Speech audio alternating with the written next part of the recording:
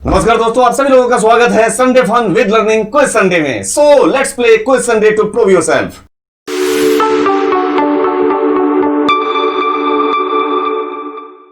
आज के quiz show का पहला क्वेश्चन ये रहा आपके सामने। Which function is used to calculate the reminder in Excel?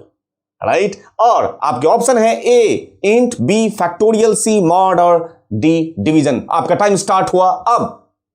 ये ज्यादा देर का क्वेश्चन नहीं है, 2 3 4 5 सेकेंड और टाइम अप, और अब आपका टाइम होता है खत्म। ठीक है, और अब मैं आपको आंसर स्क्रीन के साथ लेके चलता हूं, और इसका आंसर था सी मॉड। मॉडुलस निकालने के लिए मॉड निकालते हैं ना, मॉड फंक्शन रिमाइंडर की बात करता है। ठीक है, क्वेश्चन नंबर 2 अब आपके सामने ये रहा।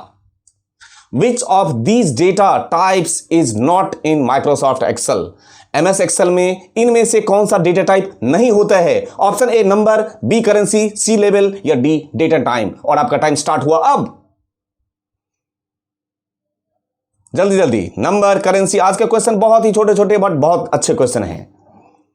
नंबर, करेंसी, लेवल और डेटा टाइम, इसमें से कौन सा डेटा टाइप एक्सेल में नहीं होता है? आपका टाइम हुआ ओवर, और अब मैं आपको आंसर स्क्रीन की तरफ लेके चलता हूं। उससे पहले मुझे उम्मीद है आपने आंसर ऑलरेडी करके पेज पे नोट करके रखा होगा।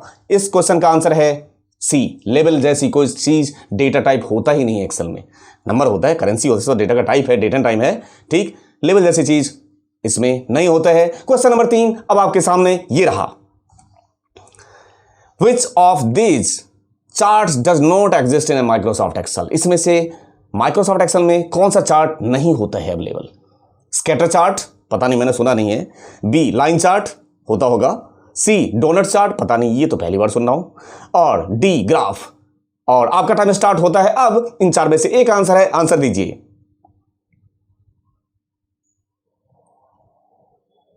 उम्मीद है आपने आंसर कर लिया होगा।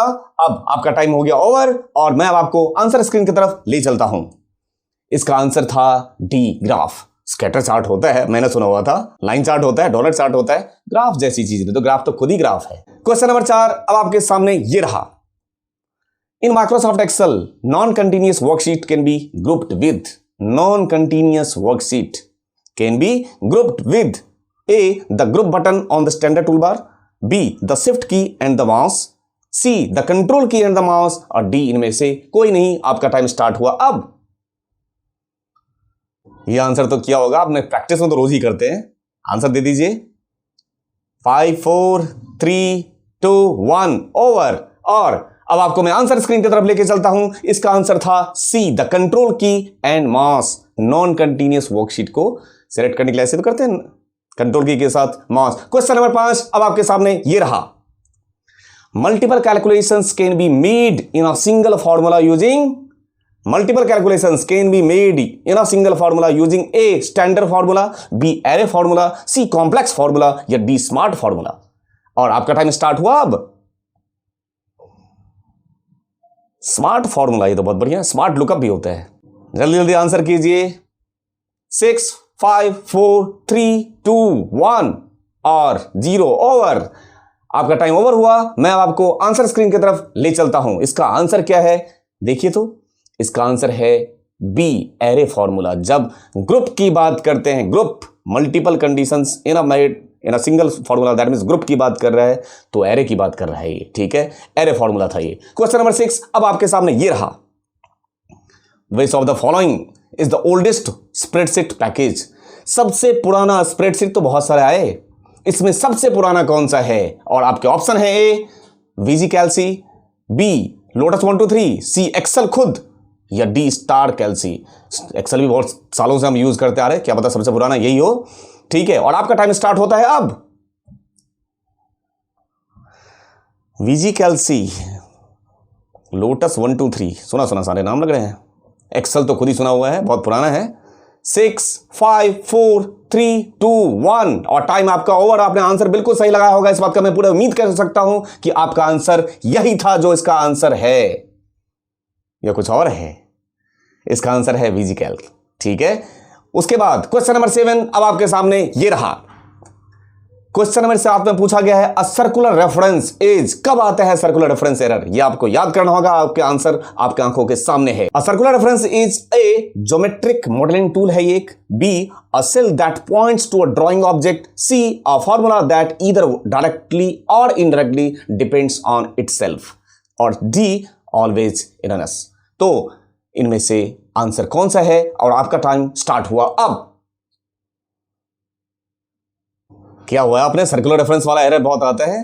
Time 3, 2, 1 and over. आपको आंसर स्क्रीन की तरफ मैं ले चलता हूं। मुझे उम्मीद है 100% आपने आंसर यही लगाया था, अ फॉर्मूला दैट ईदर डायरेक्टली और इनडायरेक्टली डिपेंड्स ऑन इटसेल्फ। आप एक काम करके देखिएगा, एक पूरा रेंज लीजिएगा, इक्वल टू लगाइएगा और सम कीजिएगा। उस पूरे रेंज को सेंटर में रखते हुए, जहां पे सम लगा रहे हैं वहां सेंटर में रखिएगा और चारों तरफ ऐसे सर्कुलर रेफरेंस में आप सम करने की कोशिश करिएगा। कभी नहीं चलेगा, वहां पे आता है सर्कुलर रेफरेंस जब आप अपने आप की बात कर रहे होते हो। क्वेश्चन नंबर 8 अब आपके सामने ये रहा, which of the following is not one of Excel's what if function?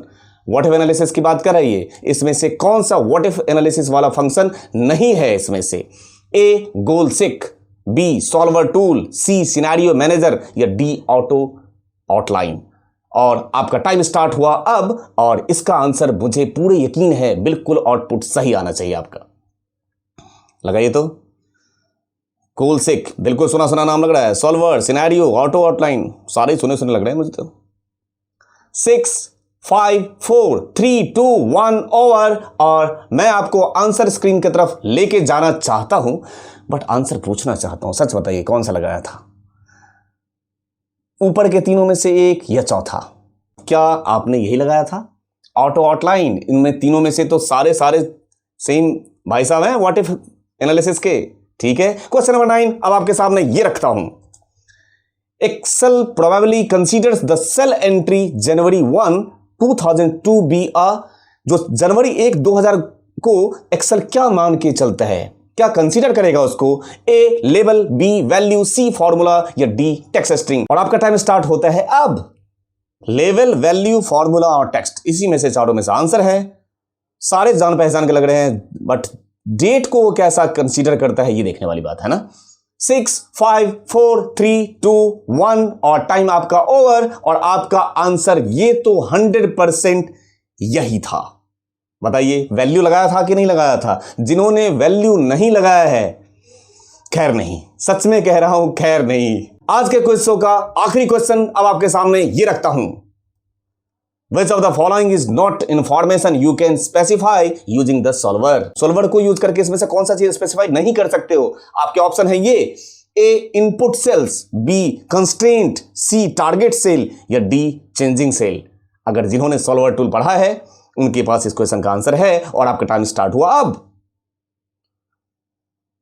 Constraint, solver में कंस्ट्रेंट तो होता है सर, है ना। टारगेट सेल भी होता होगा, चेंजिंग सेल ये भी होता होगा, इनपुट सेल पता नहीं ये भी होता होगा। और आपका टाइम ओवर हुआ। अब आपको मैं आंसर स्क्रीन की तरफ लेके जाऊं उससे पहले मुझे यकीन है कि इसका आंसर जिन्होंने सॉल्वर टूल किया है उन्होंने आंसर लगाया होगा ए इनपुट सेल है इसका आंसर। कंस्ट्रेंट भी होता है उसमें, टारगेट सेल भी होता है और चेंजिंग सेल भी, ये नहीं होता। देखिए ना, इनपुट सेल्स की बात कर रहे हैं, ठीक है। इसमें से ये इंफॉर्मेशन नहीं है उसका हिस्सा। मुझे उम्मीद है आज का क्विज आप लोगों ने एंजॉय किया होगा। छोटे छोटे ट्रिकी क्वेश्चंस मैं लेके आया था। अब आपसे नेक्स्ट संडे मिलूंगा कुछ फॉर्मूला बेस्ड, कुछ एमसीक्यू और उसको मिक्स करके बहुत ही बेहतरीन क्वेश्चन के साथ। Thank you.